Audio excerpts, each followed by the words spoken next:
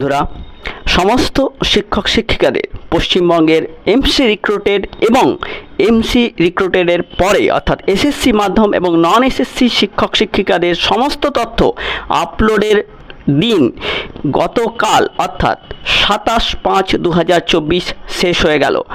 কিন্তু দুঃখের বিষয় বন্ধুরা, বহু স্কুল এখনও পর্যন্ত আইওএসএমএসএ পোর্টালে তাদের স্কুলের শিক্ষকদের তথ্য সাবমিট করতে পারলেন না। এই যে পারলেন না, তার কারণ একজন বা দুইজন শিক্ষক যে স্কুলগুলোতে কোনো তথ্যই জমা দিতে পারেননি, সেই সব স্কুলের কোনো মাস্টারমশাই কিন্তু তাদের তথ্য আপলোড করতে পারবেন না।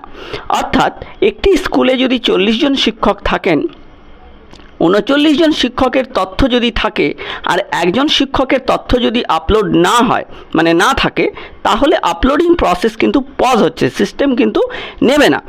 এই পদ্ধতিতে নজিরবিহীন সমস্যার সম্মুখীন হয়েছেন সেই সব স্কুলেরা। একটি ডিআই অফিসের আধিকারিকের কথায় সেই সব স্কুলগুলো যেখানে এক বা দুইজন, সংখ্যাটা যদিও খুব কম, সেই ক্ষেত্রে যারা কোনো তথ্যই দিতে পারেননি, অর্থাৎ এমসি রেজুলিউশন কপি বা প্যানেল অ্যাপ্রুভাল কপি বা অ্যাপয়েন্টমেন্ট লেটার, এমনকি অ্যাপয়েন্টমেন্ট লেটার হারিয়ে যাওয়ার মতো ঘটনা এখানে কিন্তু সামনে আসছে। সেই ক্ষেত্রে এই স্কুলের নাম দিয়ে কিন্তু বিকাশ ভবনে এবং এই ক্ষেত্রে বিশেষভাবে সহায়তা চাওয়া হচ্ছে যে ঠিক কীভাবে এই স্কুলের বাকি শিক্ষক শিক্ষিকাদের তথ্য আইওএসএমএস পোর্টালে আপলোড করা হবে।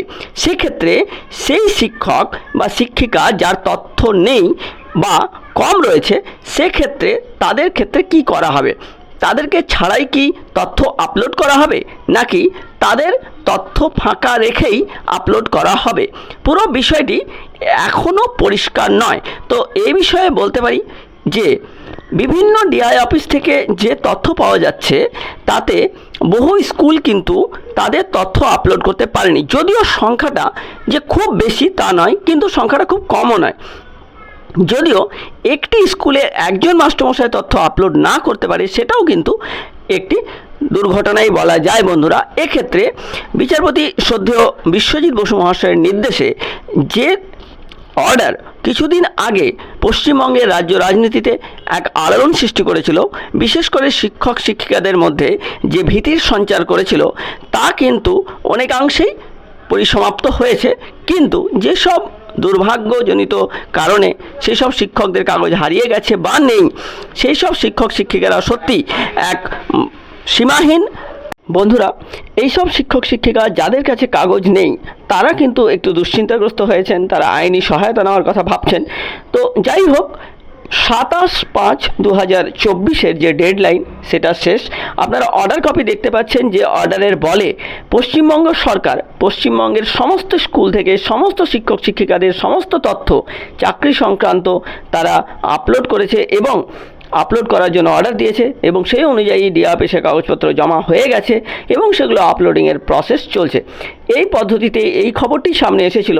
তো বন্ধুরা, এক্ষেত্রে একটা কথা বলে রাখি, যে যেসব শিক্ষক শিক্ষিকারা কাগজপত্র জমা দিতে পারেননি, তাদের ক্ষেত্রে বেতন বন্ধের কিন্তু কোনো প্রভিশন এখনও চালু দেওয়া হয়নি। বেতন বন্ধ করার কোনো কথা বলা হয়নি। তাদের সঙ্গে কি করা হবে বা তাদের অন্য কোনো তথ্য আপলোড করতে হবে কিনা, কারণ তাদের সবারই অ্যাপ্রুভাল হয়েছে।